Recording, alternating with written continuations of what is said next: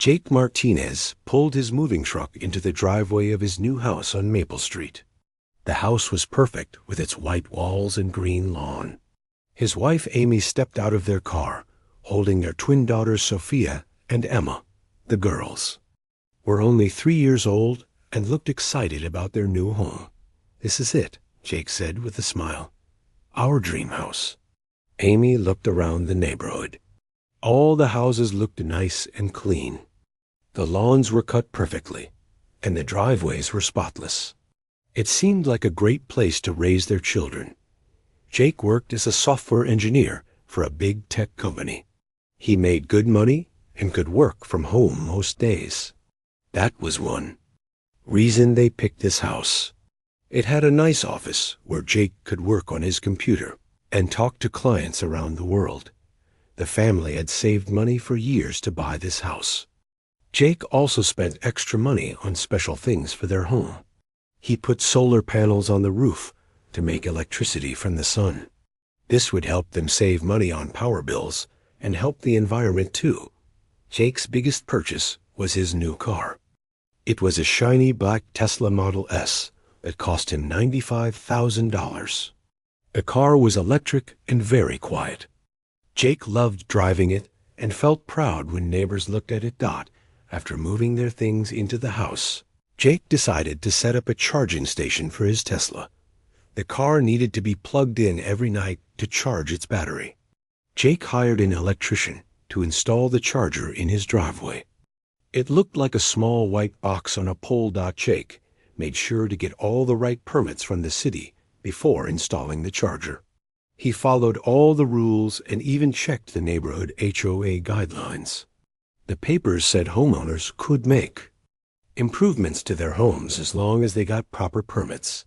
3 days after Jake installed the Tesla charger, he found a letter in his mailbox. The letter had the HOA logo at the top. Jake opened it and read the message inside. "Dear Mr. Martinez," the letter began. "It has come to our attention that you have installed unauthorized equipment in your driveway. This charging station violates our community aesthetic guidelines. You must remove this equipment within 7 days or face daily fines." The letter was signed by Linda Harrison, HOA president. Jake was confused. He had checked all the rules before installing the charger. He called the HOA office and asked to speak with Linda Harrison. The secretary told him Linda would call him back. Linda Harrison lived 3 houses down from Jake on the same street. She was 52 years old and had been the HOA president for 8 years. Everyone in the neighborhood knew Linda. She walked around the streets every morning, looking at houses and writing notes on a small pad. Linda took her job very seriously. She believed that keeping the neighborhood looking perfect was her most important duty. She had thick rules about everything. Grass could not be too long. Houses had to be painted in approved colors. No cars could be parked on the street overnight. Most neighbors were afraid of Linda. She would send violation letters for small things, like leaving a trash can out too long or having a small weed in the garden. People paid fines rather than argue with her because arguing with Linda was very difficult. Linda's husband, Paul, was a quiet man who worked at a bank. He often told Linda to be less strict with the neighbors, but Linda never listened. She said someone had to maintain community standards, or the neighborhood would become messy and ugly. When Linda called Jake back, her voice was not friendly. "Mr. Martinez, I'm sure you think your electric car is very special, but we have rules." "In this neighborhood," Linda said, "that charging station is an eyesore. It looks like industrial equipment, and it doesn't belong in a residential area." Jake tried to stay calm. "Mrs. Harrison, I have all the proper permits from the city. I also checked the HOA guidelines before installing it. The rules say homeowners can make improvements with proper permits." "Those guidelines are old," Linda replied quickly. "The board needs to review this situation. Industrial charging equipment was never intended to be allowed in driveways where everyone can see it." Jake explained that the charger was designed for home use and looked very clean and simple. He offered to show Linda how small and neat it was. "I don't need to see it," Linda said. "I can see it perfectly well from the street. It's ugly, and it needs to go." After the phone call, Jake felt frustrated. He had spent a lot of money on the Tesla and needed the charger to use his car. Without it, he would have to drive to public charging stations every few days, which would take hours. Jake decided to research the HOA rules more carefully. He spent the evening reading through all the documents he received when he bought the house. The rules clearly allowed home improvements with proper permits. There was nothing about electric car chargers being forbidden. The next morning, Jake found another letter from Linda. This one said he now had only 5 days to remove the charger. The letter also mentioned that Linda was calling an emergency HOA board meeting to discuss unauthorized installations in the neighborhood. Jake called his neighbor Carlos Rivera, who lived next door. Carlos was a retired police officer who had lived in the neighborhood for 15 years. "Welcome to Linda's world," Carlos said with a laugh that was not really funny. "She's been doing this to people for years. Last year, she made the Johnson family remove their kid's basketball hoop because she said it was too close to the street." Carlos explained that Linda had many friends on the HOA board. Most board meetings were held at times when working people could not attend. Linda's supporters would vote for whatever she wanted. "But you have permits and followed the rules," Carlos said. "That should count for something." Jake hoped Carlos was right, but he was starting to worry. He had invested too much money in his Tesla to let Linda force him to get rid of the charger. He decided he would have to fight back, even though he just wanted to live peacefully in his new home. Amy was also worried about the situation. She reminded Jake that they had small children and needed to get along with their neighbors. But Jake felt that giving in to Linda's unreasonable demands would only make things worse. The emergency HOA meeting was scheduled for the following Thursday evening. Jake marked the date on his calendar and prepared to defend his right to charge his car at his own home. The emergency HOA meeting was held in the community center on Thursday night at 7 o'clock. Jake arrived 15 minutes early and found the room already half full. He recognized some faces from around the neighborhood, but many people looked unfamiliar to him. Linda Harrison sat at the front table with 6 other board members. She wore a dark blue suit and had her hair pulled back tightly. She looked very serious and official. When Linda saw Jake enter the room, she whispered something to the woman sitting next to her. Jake took a seat in the 3rd row and looked around. He counted about 30 people in the room. Most of them seemed to be older residents who had time to attend meetings during the week. Jake noticed that Carlos Rivera was not there, and neither were any of the other working parents from his street. Linda called the meeting to order at exactly 7 o'clock. She explained that the board needed to address a serious violation of community standards. She pointed to Jake and said his charging station was creating problems for the entire neighborhood. "This industrial equipment is visible from the street and creates an eyesore that affects all our property values," Linda announced. "We must take action to protect our community's appearance." Linda had prepared a slideshow with photos of Jake's charging station. She had taken the pictures from different angles to make the small white box look as large and ugly as possible. She also showed pictures of other neighborhoods where she claimed similar equipment had caused property values to drop.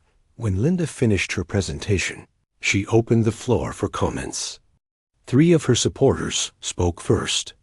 They all agreed that the charging station was ugly and needed to be removed.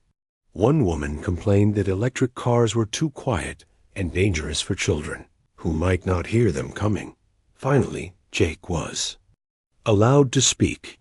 He stood up and addressed the room calmly. "I understand everyone's concerns about keeping our neighborhood beautiful," Jake began. but I followed all the rules when I installed my charging station.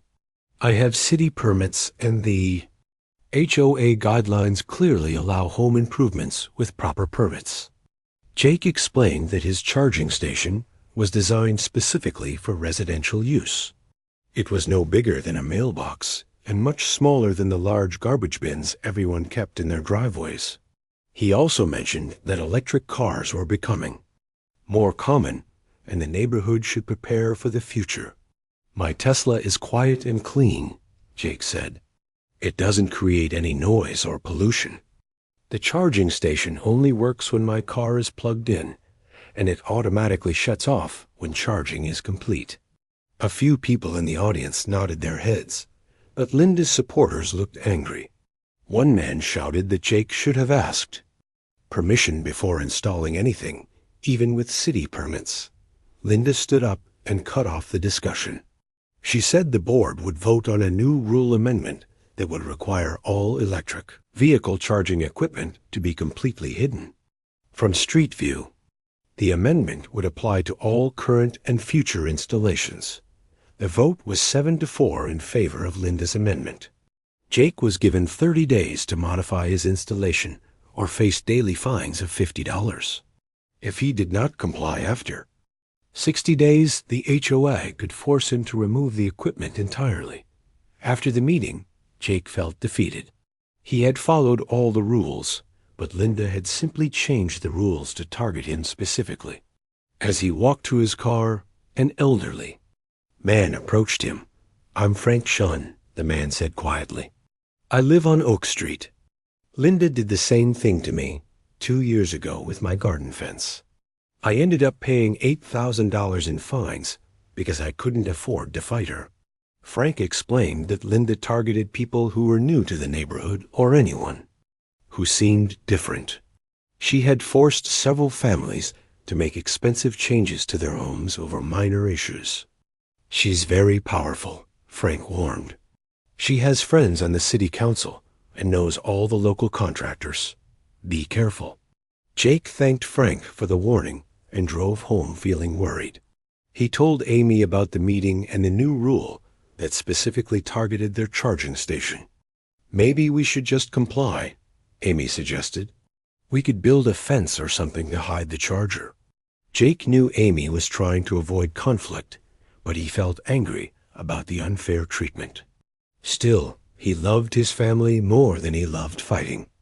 With the HOA, he decided to hire a contractor to build a decorative screen around the charging station.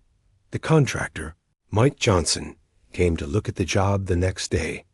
Mike had worked in the neighborhood before and knew about Linda's reputation. "She's cost me several jobs over the years," Mike said. "She complains about everything and makes homeowners afraid to hire anyone she doesn't approve of." Mike designed a nice wooden screen that would completely hide the charging station from the street. The screen would cost $3,200, but it would satisfy Linda's new rule. Jake agreed to the work, and Mike started building the following week. While the screen was being built, Jake received 2 more violation letters from Linda. The first letter complained that his solar panels were too reflective and were creating glare that bothered his neighbors.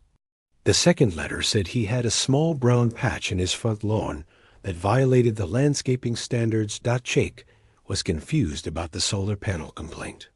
The panels were designed to absorb sunlight, not reflect it. He had never received any complaints from his actual neighbors about glare. He suspected Linda was making up problems to harass him. The brown patch in his lawn was real, but it was tiny. Jake had accidentally spilled some fertilizer in that spot, and it had burned the grass. The dead area was smaller than a dinner plate and barely visible from the street. Jake planned to reseed it on the weekend. Carlos Rivera stopped by while Mike was working on the screen. Carlos had installed security cameras around his property after his own disputes with Linda, and he had some advice for Jake. "Document everything," Carlos said. "Take pictures of all your property and keep copies of every letter Linda sends you. She's done this to other people, and someday someone might be able to stop her." Carlos also warned Jake that Linda often escalated her campaigns against people she didn't like. She would find new violations and make life miserable until people either gave up and moved away or spent thousands of dollars to satisfy her demands. "She thinks she owns this neighborhood," Carlos said. "And unfortunately, most people are too. Scared or too tired to fight back." When Mike finished building the screen, it looked very nice. The wooden slats matched Jake's house color, and the screen was actually an improvement to his property. Jake paid the bill and felt relieved that he had satisfied Linda's demands, but Jake's relief was short-lived. 3 days after the screen was completed, he found another violation letter in his mailbox. This time, Linda complained that Jake's home office lights were on too late at night. She claimed he was running a commercial business from his residential property, which violated zoning laws. Jake worked with clients in different time zones and sometimes had video calls late at night or early in the morning. His office faced the street, and Linda had apparently been watching his house and timing when his lights were on. Jake realized that no matter what he did, Linda would find new ways to harass him. She was not interested in reasonable solutions or following fair rules. She wanted to force him out of the neighborhood entirely. That night, Jake decided he would not give Linda any more money or make any more changes to satisfy her unreasonable demands. If she wanted a fight, he would give her one. Jake decided to fight back against Linda's harassment. He hired a lawyer named Rebecca Stone, who specialized in helping people with HOA problems. Rebecca had been fighting unfair HOA rules for 15 years and knew all the tricks that bored presidents like Linda used to bully homeowners. "I've seen cases like yours many times," Rebecca told Jake during their first meeting. "Linda is clearly targeting you personally. We need to document everything and build a strong case." Rebecca advised Jake to keep records of all his interactions with Linda and the HOA. She also suggested that Jake start attending all board meetings and following proper procedures for every complaint Linda made. Meanwhile, Linda was getting more aggressive in her campaign against Jake. She convinced the HOA board to hire a private investigator to watch Jake's house and document his activities. The investigator was Greg Murphy, who happened to be Linda's brother-in-law. Greg owed Linda money and was happy to help her in exchange for canceling his debt. Greg parked his car across the street from Jake's house every morning and took pictures. He timed when Jake turned his office lights on and off. He measured how long Jake's Tesla was plugged into the charging station. He even counted how many delivery trucks came to Jake's house each week. After 2 weeks of watching, Greg wrote a report that made Jake sound like a criminal. The report claimed that Jake was running an illegal business from his home because he had video calls at unusual hours. It said Jake's Tesla created electromagnetic interference that was affecting his neighbor's Wi-Fi and television signals. The report also suggested that Jake's solar panels were somehow dangerous to the community. None of these claims were true, but Linda presented Greg's report to the city as evidence that Jake was violating zoning laws. She demanded that the city investigate Jake's home business and electrical setup. Linda also started spreading rumors about Jake to other neighbors. She told people that Jake's solar panels were causing power problems in nearby houses. She claimed that his Tesla was so heavy that it was cracking the street pavement. She even suggested that electric cars were fire hazards that could explode and damage other homes. Most neighbors didn't believe Linda's wild stories, but they were afraid to speak up against her. Linda had power in the community and could make life difficult for anyone who opposed her. People nodded politely when Linda talked to them, but privately they felt sorry for Jake and his family. The situation got worse when Linda filed an official complaint with the city claiming that Jake's electrical setup was illegally connected and created a fire danger. She provided photographs that appeared to show unsafe wiring connections, but the photos had been staged by Greg Murphy to make normal equipment look dangerous. City inspectors came to Jake's house on a Tuesday morning. They examined his solar panels, charging station, and electrical connections. The inspectors found no safety problems and no code violations. Everything had been installed properly with the right permits. However, the city was required by law to take safety complaints seriously. Even though the inspectors found no problems, they had to disconnect Jake's main electrical service until a full safety review could be completed. The review process would take 3 to 5 business days. Jake protested that his family needed electricity, especially since Amy required refrigerated insulin for her diabetes, and the twins needed fresh food. The inspectors were sympathetic, but said they had no choice. Linda's formal complaint forced them to follow safety protocols. "You can reconnect your power as soon as we complete the paperwork," the lead inspector promised. "This is just a precaution. Because of the complaint, your setup looks fine to us." Jake's family was suddenly without electricity in their home. They couldn't cook food or keep medicine cold. Jake's home office was useless without power, which meant he couldn't work or attend important video meetings with his clients. His Tesla battery slowly drained because he couldn't charge it. The first day without power was inconvenient but manageable. Jake worked from a coffee shop while Amy took the twins to her mother's house. They ate dinner at a restaurant and hoped the power would be restored quickly. By the second day, the situation became more serious. Jake had to cancel important client meetings because he couldn't work from home. Amy's insulin was starting to spoil in the warm refrigerator. The twins were cranky and confused about why their house was dark and quiet. Jake called the city office every few hours asking about the status of his electrical review. The workers were apologetic, but said the safety inspector was backed up with other cases. Jake would have to wait at least 3 more days. On the third day, Jake moved his family to a hotel. The hotel cost $400 per night, which was expensive, but Jake had no choice. His house was becoming unlivable without electricity. That evening, a severe thunderstorm hit the area. The storm brought heavy rain and strong winds that knocked down tree branches and power lines throughout the neighborhood. Lightning struck repeatedly, and the power went out in several blocks around Jake's house.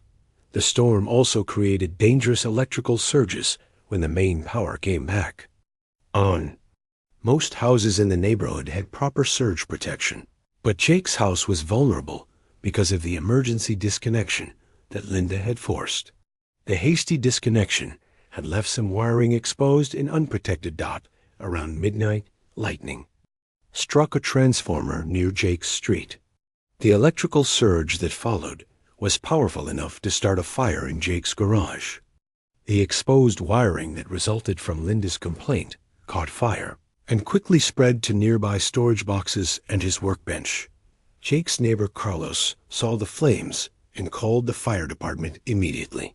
The firefighters arrived within 8 minutes and worked quickly to control the blaze. However, the fire had already done serious damage.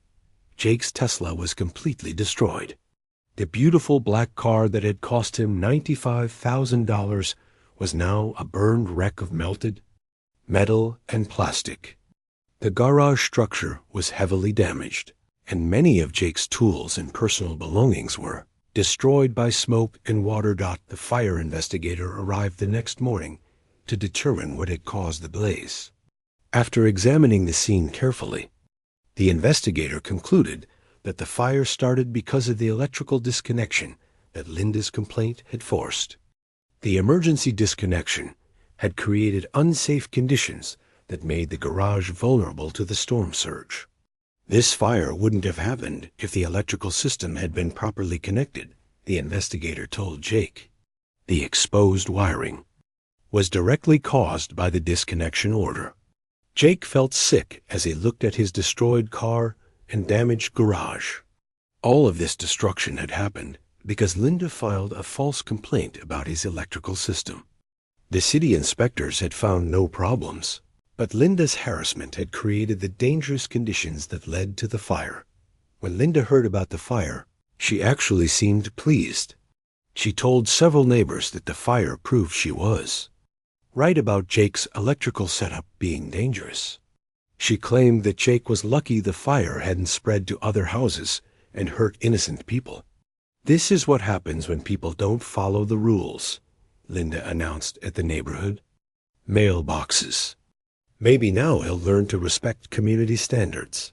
Jake realized that Linda felt no guilt or responsibility for what her false complaint had caused. She was willing to destroy his property and endanger his family just to prove her point about HOA rules. Jake knew he had to fight back before Linda hurt someone else in the neighborhood. Jake stood in his burned garage, looking at the melted remains of his Tesla. The insurance adjuster had just left after taking photos and measurements.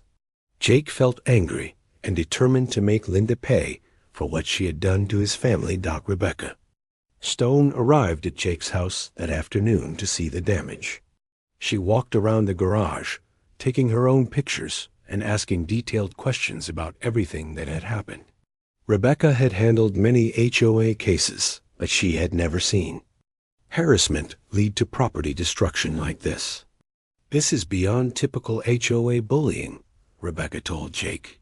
"Linda's false complaint directly caused this fire. We have grounds for a major lawsuit against her personally and against the HOA." Rebecca explained that they needed to gather evidence. Quickly before, Linda or the HOA board tried to cover up what had happened. She hired a private investigator named Tom Bradley to look into Linda's background and her previous actions against other homeowners. Tom Bradley was a former police detective who specialized in finding evidence of fraud and harassment.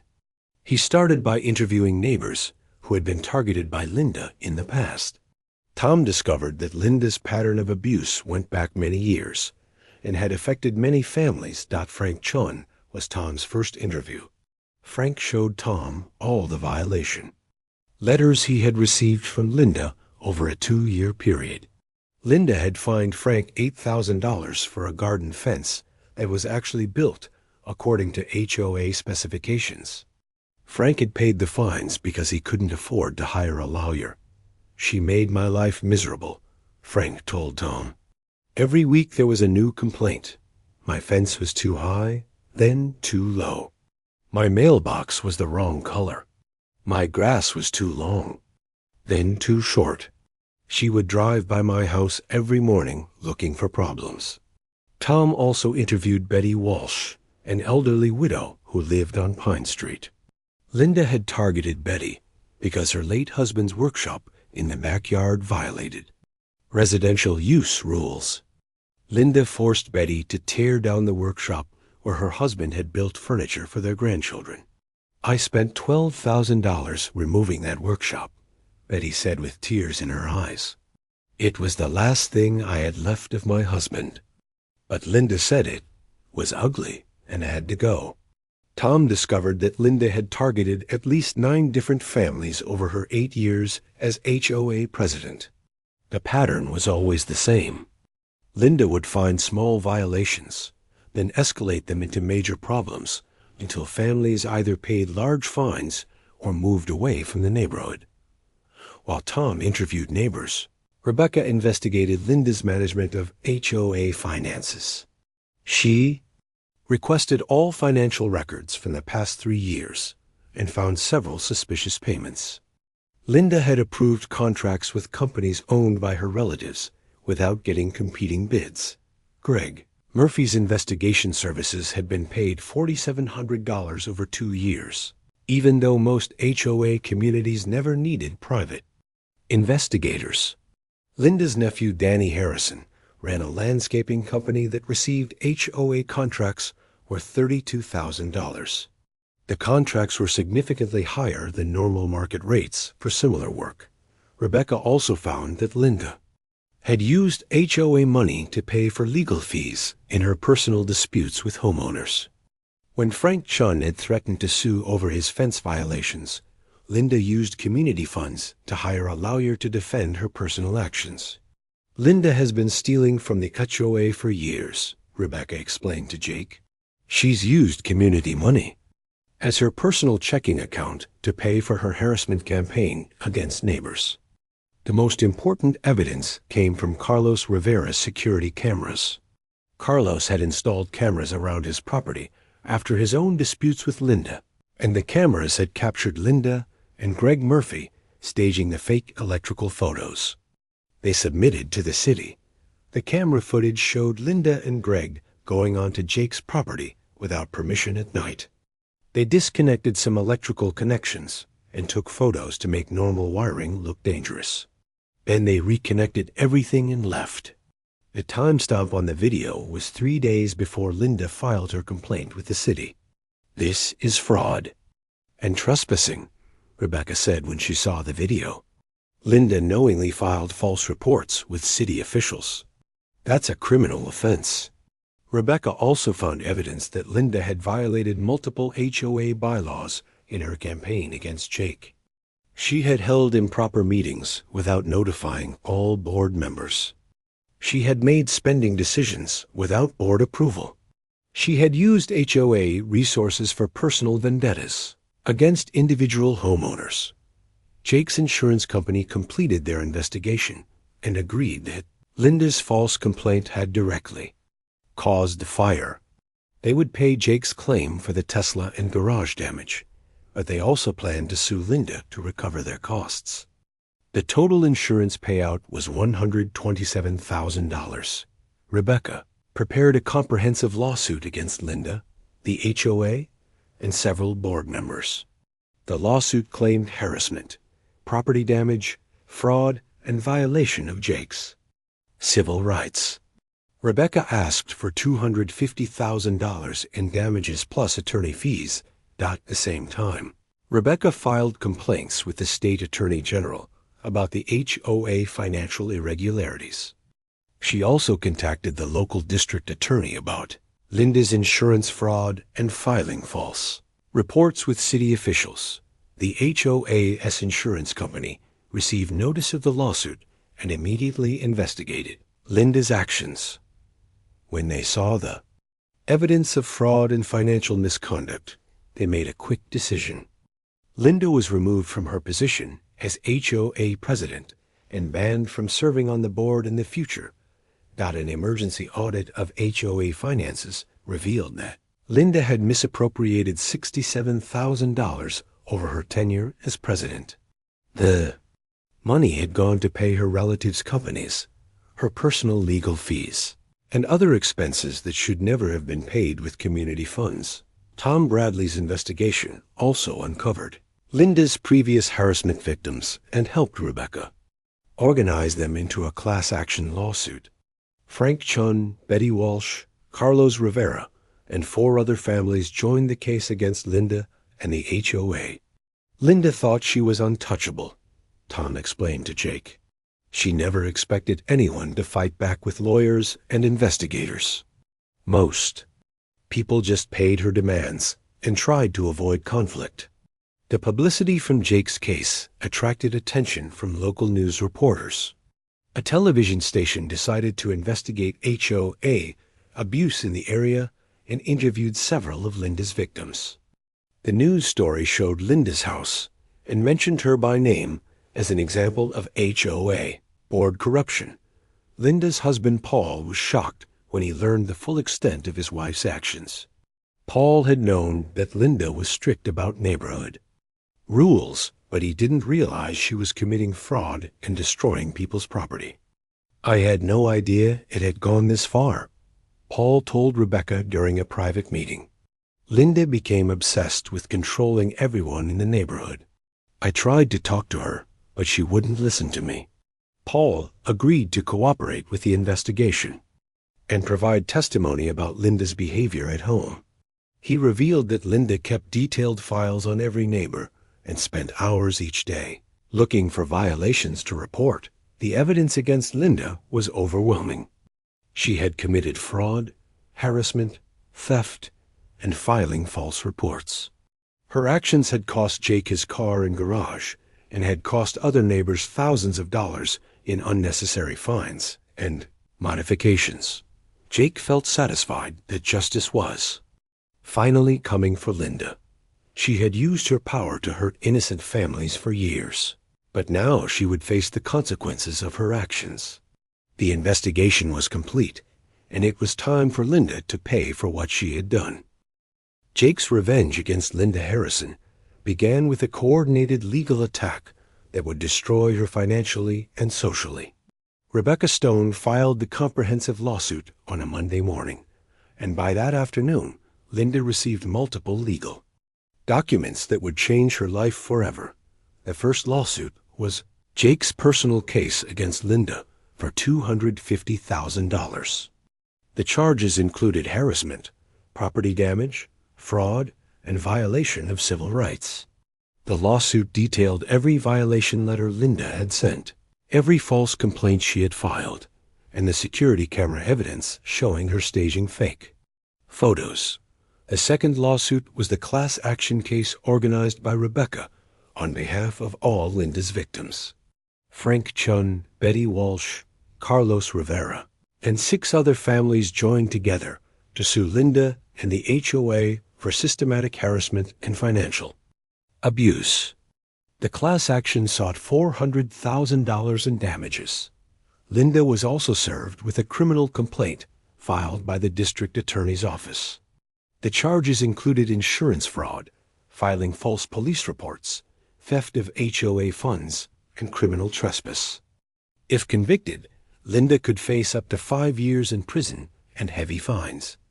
When Linda received all these legal papers on the same day, she panicked. She called her personal lawyer, but he refused to take her case after reviewing the evidence against her. 3 other lawyers also turned her down after seeing the security camera footage and financial records. Linda finally found a lawyer willing to represent her, but he demanded $50,000 up front because the case was so difficult. Linda had to take out a loan against her house to pay the legal fees. The HOA's insurance company moved quickly to protect themselves from Linda's actions. They immediately canceled the HOA's coverage for any claims related to Linda's misconduct. They also filed their own lawsuit against Linda to recover the money they had paid for. Jake's insurance claim. The insurance company's lawsuit was for $127,000, which was the amount they had paid Jake for his destroyed Tesla and garage repairs. The insurance company had strong evidence that Linda's fraud directly caused the fire, so they were confident they would win. The local news media picked up the story and turned Linda into a symbol of HOA abuse. The television investigation showed interviews with Linda's victims and detailed how she had stolen money from the community.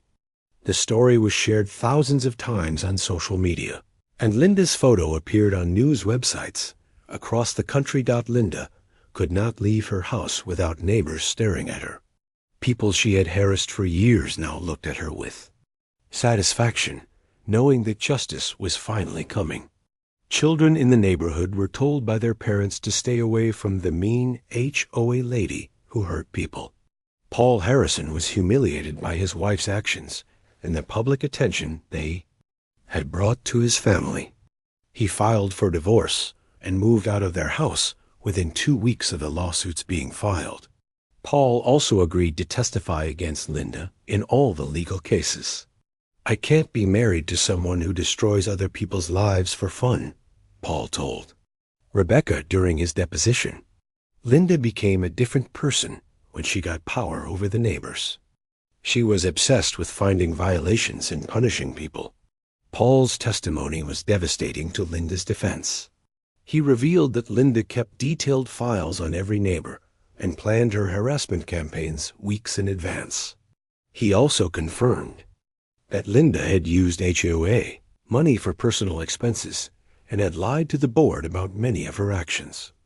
The financial consequences began hitting Linda immediately.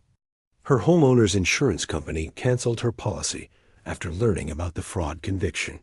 No other insurance company would cover her Because she was considered a high-risk customer for making false claims, Linda was forced to put her house up for sale to pay her legal bills and the growing number of judgments against her. However, the house was difficult to sell because of all the negative publicity. Real estate agents told potential buyers about Linda's legal problems, and most people didn't want to buy a house from someone famous for HOA harassment. When Linda finally found a buyer, she had to sell the house for $60,000 less than its market value. The buyer knew about Linda's situation and demanded a discount because of the stigma attached to the property. The criminal case against Linda went to trial 8 months after Jake's Tesla was destroyed. The prosecution had overwhelming evidence, including the security camera footage, financial records, and testimony from numerous victims. Linda's lawyer tried to argue that she was just doing her job as HOA president, but the jury didn't believe her. Linda was convicted on 4 criminal charges and sentenced to 2 years in prison, plus 5 years of probation. She was also ordered to pay $96,000 in restitution to the HOA and her victims. The civil lawsuits were settled out of court to avoid a lengthy trial. Linda agreed to pay Jake $85,000 for his damages and legal fees. The class action lawsuit was settled for $125,000, which was divided among Linda's other victims. The insurance company lawsuit was the easiest to resolve. Linda had no defense against their claim for $127,000, and the court ordered her to pay the full amount plus interest and legal fees. The total financial cost to Linda was over $400,000 in settlements, legal fees, and restitution payments. She lost her house, her savings, and her reputation. She was forced to move to a small apartment across town and file for bankruptcy. Jake used part of his settlement money to install an even better Tesla charging system and additional solar panels. His property value actually increased because of the publicity about his sustainable energy setup. Several neighbors asked Jake for advice about installing their own electric car chargers and solar panels. Jake also established a legal defense fund to help other homeowners who faced HOA harassment. He contributed $20,000 to start the fund and encouraged other neighbors to donate. The fund would pay for lawyers to fight abusive HOA board members and protect residents. Rights. The neighborhood changed dramatically after Linda's removal. The new HOA board hired a professional management company to handle day-to-day operations and prevent future abuse. New bylaws were created to limit board members' power and require transparency in all decisions. Property values in the neighborhood actually increased after Linda left. Families felt more comfortable making improvements to their homes without fear of harassment. Several new families moved in, including young professionals who appreciated the community's commitment to sustainable energy and fair treatment of residents. Carlos Rivera organized a neighborhood barbecue 6 months after Linda's conviction. Almost every family attended, and people openly discussed the positive changes since Linda's departure. Children played freely in yards that had once been monitored constantly for minor violations. Jake looked around at his neighbors enjoying themselves and felt satisfied with the outcome. Linda had cost him money and stress, but in the end, justice had prevailed. The community was stronger and more united than it had ever been under Linda's reign of terror. Frank Chun approached Jake during the barbecue and thanked him for standing up to Linda when others were too afraid. "You saved this neighborhood," Frank said. "Linda would have kept hurting people if you hadn't fought back. Now we can all live in peace." Jake smiled and watched his daughters Sophia and Emma playing with the other neighborhood children. This was the community he had dreamed of when he first moved to Maple Street. Linda's harassment had been terrible, but it had brought the neighbors together and created lasting positive changes. Their revenge was complete. Linda had lost everything, while Jake and his neighbors had gained a better, stronger community. Sometimes, fighting back against bullies was the only way to protect innocent people and create lasting change.